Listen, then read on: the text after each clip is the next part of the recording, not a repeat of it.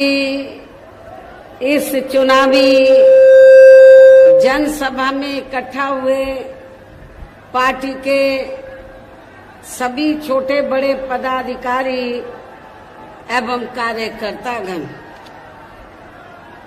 आज आप लोग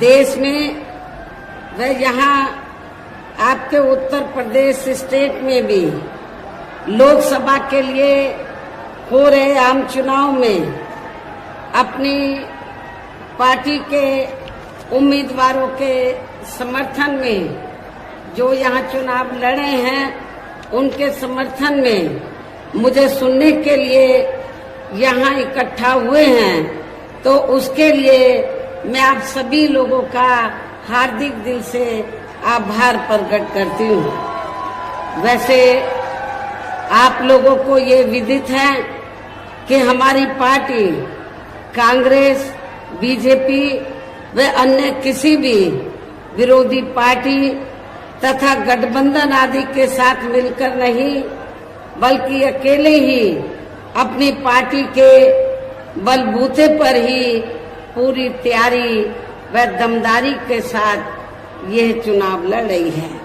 इसके साथ ही हमने टिकट बंटवारे के मामले में भी सर्व समाज के लोगों को उचित भागीदारी दी है, जिनको जिताने के लिए पार्टी के लोग पूरे जी जान से लगे हैं।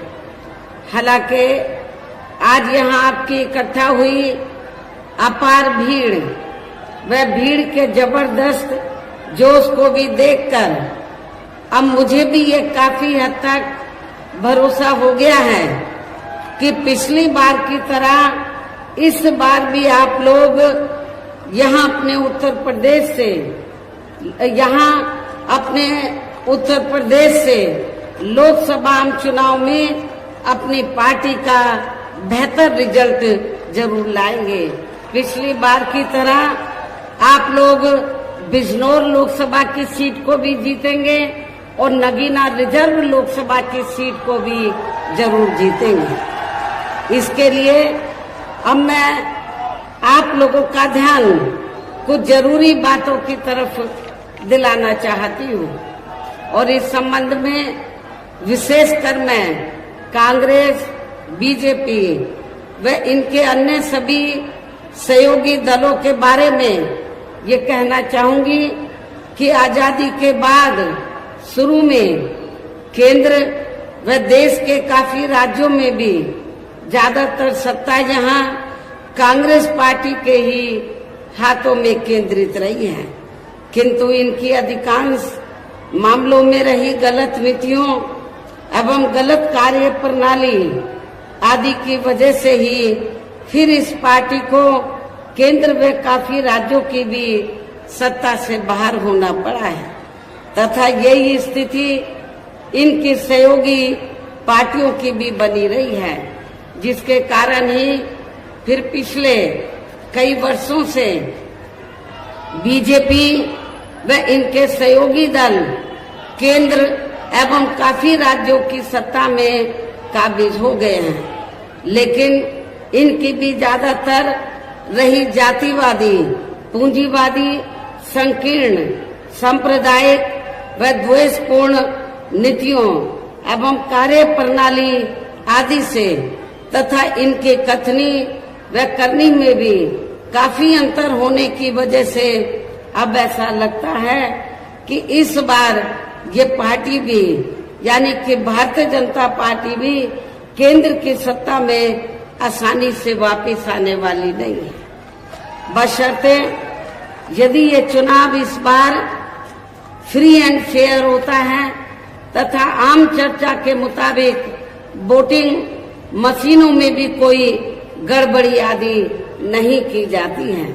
और वैसे भी इस बार चुनाव में इनकी कोई भी पुरानी व नई चल रही नाटकबाजी, जुमलेबाजी व गारंटी आदि काम में आने वाली नहीं है, क्योंकि अब देश की जनता काफी हद तक इस बात को समझ चुकी है कि इनकी पार्टी ने अब तक देश के विशेषकर गरीबों, कमजोर तबकों, मध्यम वर्गों एवं अन्य मेहनतकश लोगों को जो इन्हें अच्छे दिन दिखाने के वायदे किए थे, असंख्य प्रलोभन भरे वायदे किए थे तथा अनेकों हवाई व कागजी गारंटी भी दी है, तो उनका जमीनी हकीकत में अभी तक इन्होंने लगभग 1/4 हिस्सा कार्य भी पूरा नहीं किया है,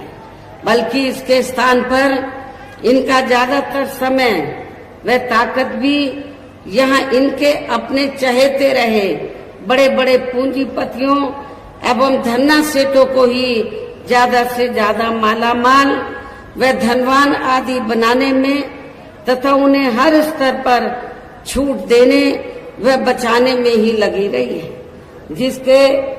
जिनके अधिकांश आर्थिक सहयोग से ही ये पार्टी व अन्य पार्टियां भी अपना संगठन चलाती हैं तथा चुनाव आदि भी लड़ाती हैं, जिसका काफी कुछ खुलासा बॉन्ड की अभी हाल ही में आई रिपोर्ट में भी किया गया है।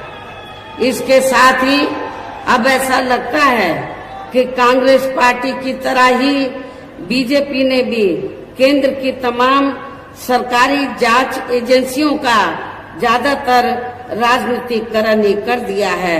इसके अलावा देश के किसान वर्ग भी वर्तमान बीजेपी की सरकार में शुरू से ही अपनी विभिन्न समस्याओं को लेकर काफी ज्यादा दुखी व परेशान रहे हैं और अभी भी हैं, जबकि यूपी में 4 बार हमारी पार्टी की रही सरकार ने इनके हितों का भी हर स्तर पर विशेष ध्यान रखा है।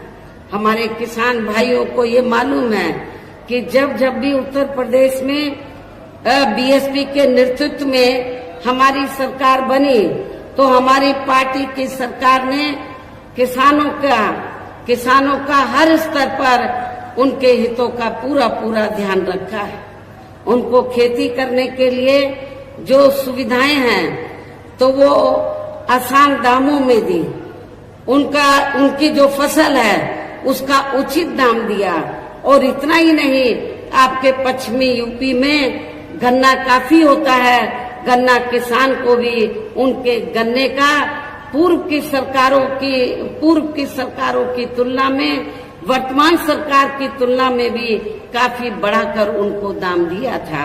इतना ही नहीं, बल्कि केंद्र में पूर्व की रही कांग्रेसी सरकार की तरह ही वर्तमान भाजपा सरकार में भी इनकी जातिवादी, हीन, सांप्रदायिक एवं पूंजीवादी सोच व नीतियों के चलते ही पूरे देश में सर्व समाज में से खासकर गरीबों, दलितों, आदिवासियों, पिछड़े वर्गों, मुस्लिम एवं अन्य धार्मिक अल्पसंख्यक समाज के लोगों का भी पूर्ण रूप से विकास व उत्थान आदि नहीं हो सका है। और इस संदर्भ में वैसे आप लोगों को ये मालूम है कि पूरे देश में यहाँ दलितों, आदिवासियों एवं अन्य पिछड़े वर्गों का सरकारी नौकरियों में वर्षों से अधूरा पड़ा आरक्षण का कोटा भी अभी तक पूरा नहीं भरा गया है। विशेषकर एससी व एसटी वर्गों के सरकारी कर्मचारियों का पदोन्नति में आरक्षण भी अब काफी हद तक प्रभावहीन ही बना दिया गया है। और जब इस मामले को लेकर आप लोगों को मालूम है कि हमारी पार्टी ने इसमें संशोधन करने के लिए जब बिल राज्यसभा में लाया, मैं राज्यसभा में थी, जब राज्यसभा में लाया तो सरकार को हमने काफी हद तक रजामंद कर लिया था तो संशोधन लाने के लिए, ताकि पदोन्नति में जो आरक्षण जो प्रभावहीन बन गया है वो प्रभावशाली बन जाए और एससी एसटी के कर्मचारियों को पदोन्नति में आरक्षण ठीक ठाक मिल जाए। लेकिन जब ये बिल लाया गया तो समाजवादी पार्टी के सांसदों ने तो इस बिल को पास नहीं होने दिया और बिल को संसद के अंदर फाड़ दिया था।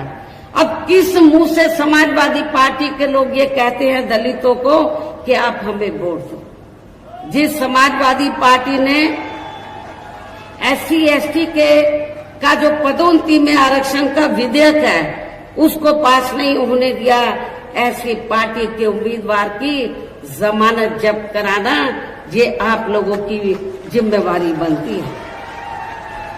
साथ ही केंद्र व राज्यों में भी विरोधी पार्टियों की रही सरकारों में इन सभी वर्गों को प्राइवेट सेक्टर में आरक्षण दिए जाने की व्यवस्था किए बिना ही इनकी सरकारों के ज्यादातर सरकारी कार्य अब प्राइवेट सेक्टर के जरिए ही इनके बड़े बड़े पूंजीपतियों व धन्ना सीटों आदि को ही दिए जाने के कारण अब इनको पूरे देश में आरक्षण का बहुत कम ही लाभ मिल पा रहा है। इसी प्रकार इनका अन्य और मामलों में भी शोषण व उत्पीड़न आदि होना अभी तक भी बंद नहीं हुआ है। इनके साथ साथ मुस्लिम व अन्य धार्मिक अल्पसंख्यक समाज के लोगों की भी हालत हर स्तर पर यह काफी ज्यादा खराब व दयनीय ही बनी हुई है, जिसका काफी कुछ खुलासा सच्चर कमेटी की रिपोर्ट में भी किया गया है। इतना ही नहीं बल्कि पिछले कुछ वर्षों से केंद्र व अधिकांश राज्यों में भी बीजेपी व RSS की सरकारों के चलते हुए अब इनका विकास एवं उत्थान आदि होना भी काफी हद तक बंदशाई हो गया है। आए दिन इन पर खासकर धर्म की आड़ में हो रही जुल्म जाति भी यह काफी ज्यादा चरम सीमा पर पहुंच चुकी है। इनके साथ साथ अपर कास्ट समाज में से विशेषकर गरीब लोगों की भी हालत हमें कोई खास अच्छी नजर नहीं आती है। इनकी गलत कृषि नीतियों के कारण किसान वर्ग भी आए दिन आंदोलित रहता है। साथ ही इनकी गलत आर्थिक नीतियों की वजह से देश की अर्थव्यवस्था पर भी इसका काफी बुरा प्रभाव पड़ रहा है, जिससे यहाँ विशेषकर काफी ज्यादा दुखी व परेशान हैं। और अब केंद्र में पूर्व की रही सरकारों की तरह ही वर्तमान भाजपा सरकार में भी यहाँ पूरे देश में गरीबी, बेरोजगारी एवं महंगाई आदि भी लगातार काफी ज्यादा बढ़ रही है। देश में हर स्तर पर फैला भ्रष्टाचार भी अभी तक कम नहीं हुआ है। साथ ही अपने देश की सीमाएं भी अभी तक पूरे तौर से सुरक्षित नहीं हैं। ये भी बड़ी चिंता की बात है। ऐसे में अब आप लोगों को देश में हो रहे लोकसभा चुनाव में कांग्रेस, बीजेपी व इनकी सहयोगी पार्टियों को भी केंद्र की सत्ता में आने से जरूर रोकना है। जिनकी गलत नीतियों व गलत कार्य प्रणाली आदि को आप लोग काफी हद तक आजमा चुके हैं। ऐसी स्थिति में अब ये विरोधी पार्टियां किस्म किस्म के साम, दाम, दंड भेद आदि अनेकों हथकंडे इस्तेमाल करके केंद्र की सत्ता में आने की भी पूरी कोशिश में लगी हैं, जिनसे अपनी पार्टी के लोगों को हर स्तर पर काफी ज्यादा सावधान रहना है। और इस मामले में विरोधी पार्टियां अपने अपने पक्ष में हवा बनाने के लिए खासकर मीडिया, ओपिनियन पोल व सर्वे आदि का जो बड़े पैमाने पर इस्तेमाल कर रही हैं, तो उनसे भी अपनी पार्टी के लोगों को बिल्कुल भी गुमराह नहीं होना है। इसके साथ ही विरोधी पार्टियों के विभिन्न रूपों में जारी किए गए इनके हवाई व प्रलोभन भरे चुनावी घोषणा पत्रों एवं वायदों आदि के बहकावे में भी अपनी पार्टी के लोगों को कतई नहीं आना है, जिन्हें ये पार्टियां चुनाव खत्म होने के बाद ज्यादातर अमल में नहीं लाती हैं। और अब जिन पर से देश की जनता का अधिकांश विश्वास ही उठ गया है। यही खास वजह है कि हमारी पार्टी किसी भी चुनाव में अपनी पार्टी का कोई भी चुनावी घोषणा पत्र आदि जारी नहीं करती है। वैसे भी हमारी पार्टी किसी भी मामले में कहने में बहुत कम बल्कि कार्य करके दिखाने में ही ज्यादा विश्वास रखती है। और इस बात का सबसे बड़ा सबूत ये है कि उत्तर प्रदेश में 4 बार हमारी पार्टी के नेतृत्व में रही सरकार ने चुनाव में अपनी पार्टी के बिना कोई जारी किए गए चुनावी घोषणा पत्र के ही प्रदेश व आम जनहित में काफी कुछ ऐतिहासिक कार्य करके दिखाए हैं, जिनकी अब देश में अधिकांश पार्टियों की सरकारें काफी नकल भी कर रही हैं। जबकि इस मामले में हमारी पार्टी का ये कहना है कि यदि इन पार्टियों के स्थान पर केंद्र में हमें अपनी पार्टी की सरकार बनाने का मौका मिलता है तो तब फिर हमारी पार्टी की बनी सरकार केंद्र में यहाँ अब तक रही सभी विरोधी पार्टियों की सरकारों की तरह केवल हवाई व कागजी कार्य आदि नहीं करेगी, बल्कि उत्तर प्रदेश की तरह ही जमीनी हकीकत में ठोस कार्य करके दिखाएगी।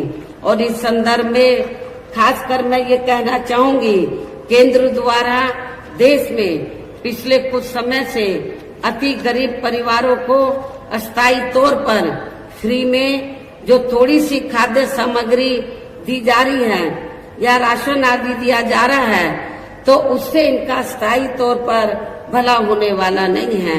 और वैसे भी इनकी ये जटिल समस्या देश में हर हाथ को काम देने से ही केवल दूर हो सकती है, जिसकी तरफ हमारी पार्टी की बनी सरकार विशेष ध्यान देगी।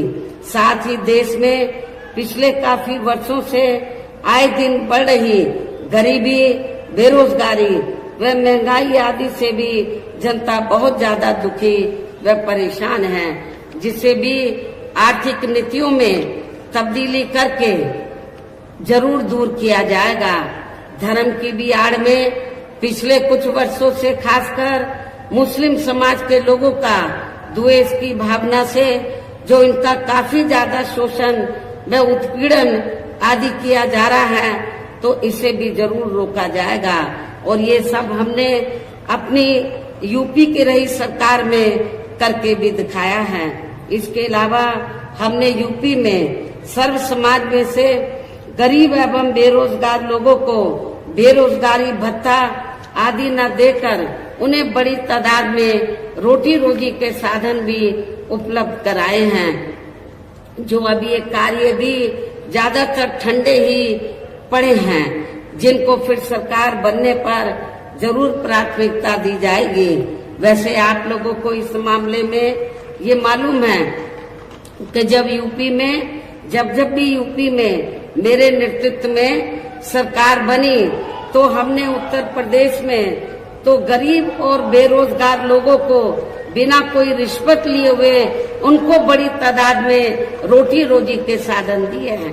पुलिस भर्ती में जब पुलिस भर्ती हुई थी तो आपके पश्चिमी यूपी से तो काफी लोगों को भर्ती किया गया, और खास तौर से हमने बिना कोई पक्षपात के, बिना कोई जाति देखे हुए जो भी इसमें काबिल था, जो भी इस पोस्ट के लिए काबिल था, उनकी हमने भर्ती की। आपके पश्चिमी यूपी से बड़े पैमाने पर हमारे जाट जो बच्चे हैं उनकी भी बड़ी तादाद में भर्ती हुई थी। वैसे तो अन्य समाज के लोगों को भी मौका मिला, लेकिन उन्हें भी मौका दिया गया। कहने का तात्पर्य यह है कि देश में इस समय हो रहे लोकसभा चुनाव में विरोधी पार्टियों के जारी किए गए उनके हवाई व प्रलोभन भरे चुनावी घोषणा पत्रों आदि के बहकावे में अब यहाँ खासकर देश के अति गरीबों, मजदूरों, बेरोजगारों एवं अन्य जरूरतमंद लोगों को बिल्कुल भी नहीं आना है। और अब इन्हें ऐसी सभी विरोधी पार्टियों को हर हालत में केंद्र की सत्ता में आने से जरूर रोकना है। जिनकी कथनी व करनी में काफी अंतर रहा है तथा जिन्हें ये लोग बरसों से आजमा भी चुके हैं।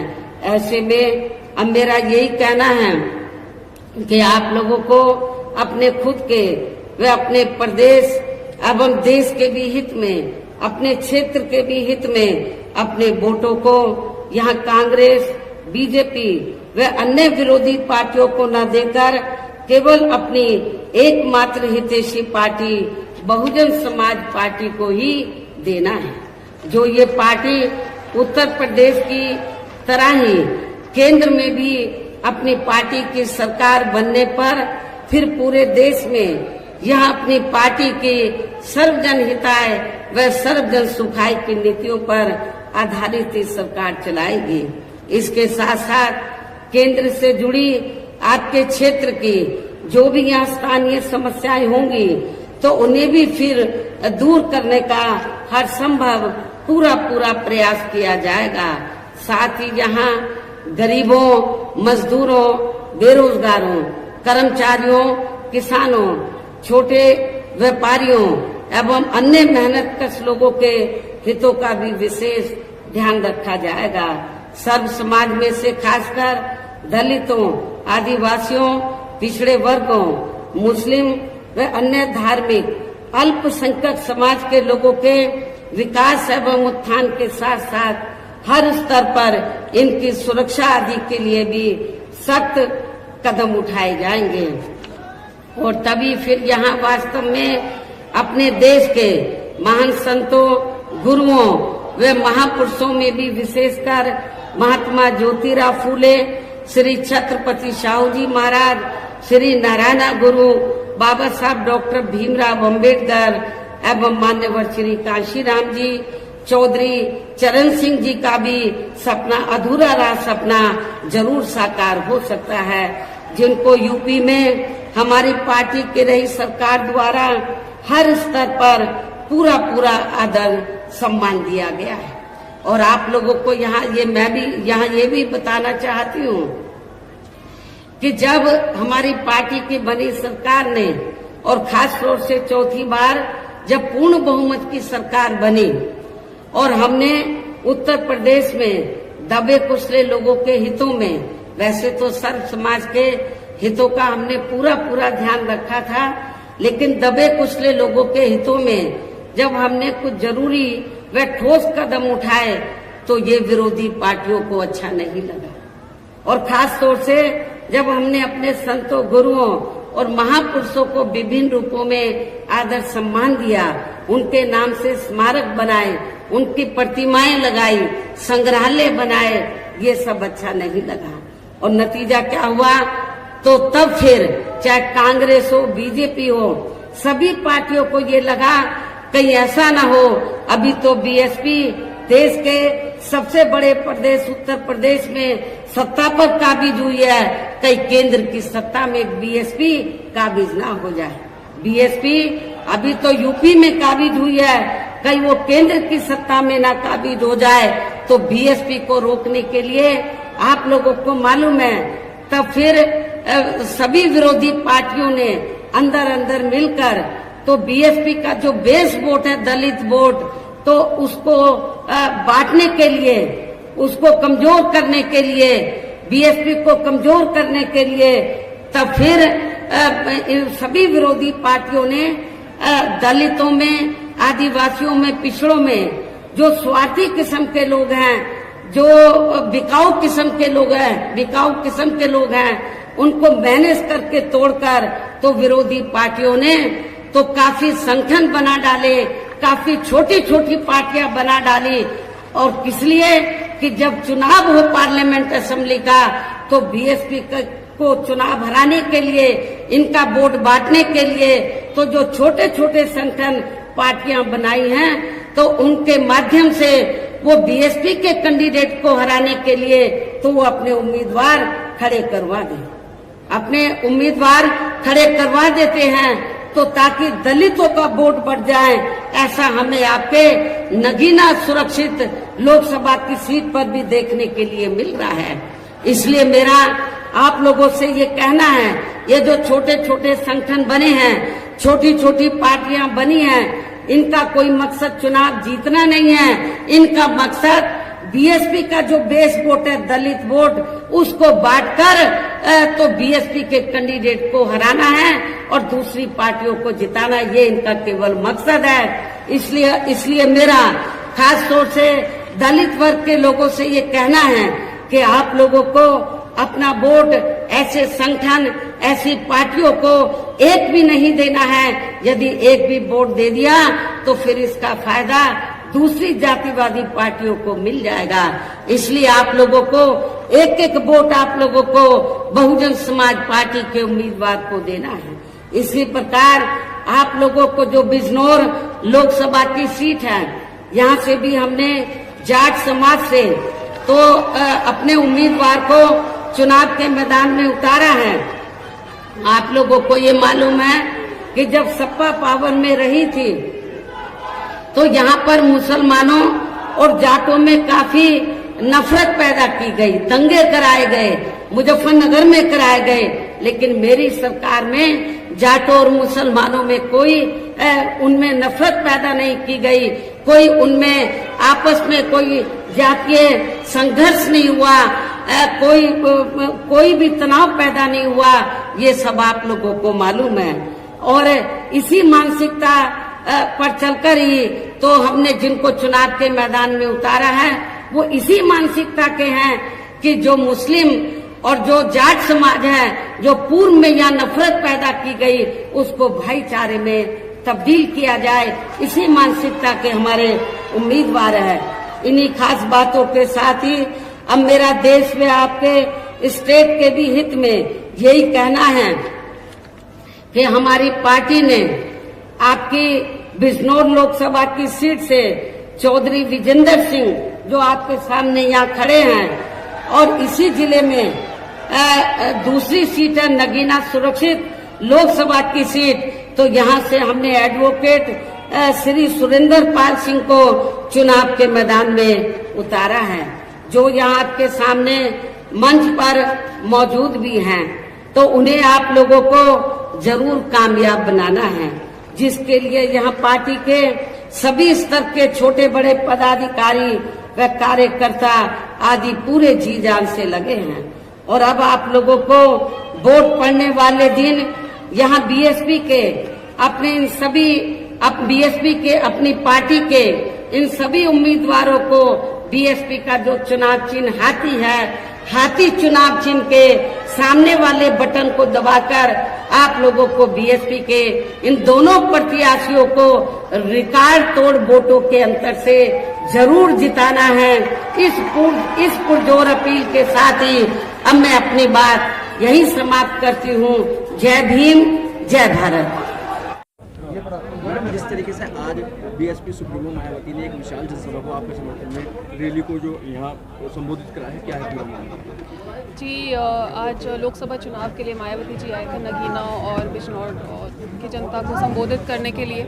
इसमें उन्होंने अपना चुनावी मुद्दा भी स्पष्ट किया है। उन्होंने बहुत ही कटाक्ष करते हुए विपक्ष की जितनी भी खामियां हैं उनको डिस्कस किया है यहाँ पर जनता के साथ। साथ ही उसका एक सोल्यूशन जो होता है कि हम इस तरह से बदलाव लाएंगे, वो भी उनके सामने रखा है। बिजनौर से प्रत्याशी विजेंद्र सिंह चौधरी के लिए उन्होंने वोट देने के लिए समर्थन लोगों से किया है, तो क्या लगता है जिस तरीके से जनता का अपार समर्थन उनको मिलता दिखाई दे रहा है, तो कैसा महसूस कर रहे हैं? जी, आप खुद इस चीज़ के साक्षी हैं कि इतना हुजूम उमड़ा है आज लोगों को। इतनी भीड़ आपने किसी और की रैली में नहीं देखी होगी। ना केवल रैली बल्कि घर घर हमें बहुत प्यार मिल रहा है, समर्थन मिल रहा है। लोग बदलाव चाहते हैं और वो बदलाव केवल विजेंद्र भैया ही ला सकते हैं। तो क्या लगता है आप अपनी टक्कर किससे मानते हैं? कोई नहीं, कोई टक्कर में है ही नहीं, क्योंकि आप खुद मैनिफेस्टो अगर देखेंगे तो मोदी जी अपने ही पुराने वादों के ऊपर एक नई गारंटी रख के दे रहे हैं। इसका मतलब वो पूरी तरह से खुद को एक फेलियर साबित कर चुके हैं। और सपा में भी जो आप देख रहे हैं हमारे कंपटीशन में कोई नहीं, actually there is no support outside, सिर्फ विजेंद्र भैया ही। इस बिजनौर की धरती से क्या संदेश आप अपने लोकसभा वासियों को देना चाहते हैं? हिम्मत रखिए, बदलाव आएगा, साथ निभाते रहिए। और 4 जून के बाद आप विजेंद्र भैया को अपने बीच में पाएंगे हर दिन, और उनकी पूरी टीम आप सबके बीच में रहेगी। वादा करके नहीं भागेंगे, ना ही हम कोई 5 साल में निकलने वाला एक चांद है जो एक बार आए और चले गए, ऐसा बिल्कुल नहीं होगा। 4 जून के बाद तो हमारा असली काम शुरू होगा और आप इस सब के साक्षी रहेंगे। आज बीएसपी सुप्रीमो मायावती ने एक जनसभा को संबोधित किया है। क्या है पूरा मामला? क्या है पूरा मामला? क्या है? क्या है पूरा मामला? मायावती जी आज बिजनौर पहुंची हैं, क्या कुछ कहना चाहते हैं? बहन कुमारी मायावती जी ने इतना बड़ा जन संदेश दे के दिया है यहाँ पर कि पूरा बिजनौर लोकसभा गदगद है। जाट और मुस्लिम एकता का परिमाण जो बहन कुमारी मायावती जी ने दिया, इस नारे से और इनके आदेश से और उनके जन समूह को जो उन्होंने संबोधित किया, उसमें केवल उन्होंने कहा कि जाट और मुस्लिम अब एक साथ है। इस समीकरण से पूरे पश्चिम उत्तर प्रदेश में एक नया समीकरण पैदा होगा। जिस तरीके से लगातार लोगों का अपार समर्थन आपको मिल रहा है, कैसा महसूस कर रहे हैं? देखिए, वो उनका मेरे ऊपर प्यार है, उनका आशीर्वाद है, और उनके जो आशीर्वाद है और जो उन्होंने मुझे प्यार दिया है, मैं उस सम्मान को पूरे जीवन संजो के रखूँगा। और उसके लिए अगर मेरे खून का एक कतरा भी जरूरत पड़ा तो उनके चरणों में न्यौछावर करूँगा। अपनी लोकसभा वासियों के लिए क्या संदेश आप यहाँ से देना चाहते हैं? जैसा वो मेरे ऊपर अपना आशीर्वाद और प्यार बनाए हुए हैं, हमेशा ऐसा ही बनाए रखें। हर घर मजबूत होना चाहिए, हर घर का हर पड़ोसी मजबूत होना चाहिए। जब पड़ोसी से मजबूत होगा तो पूरा गांव मजबूत होगा, पूरा गांव मजबूत होगा तो पूरा क्षेत्र मजबूत होगा, पूरा क्षेत्र मजबूत होगा तो पूरा समाज मजबूत होगा, और गांव और क्षेत्र और समाज मजबूत होगा तो एक अखंड भारत का निर्माण होगा। जब अगर अखंड भारत का निर्माण होगा तो सर्व समाज की जीत होगी।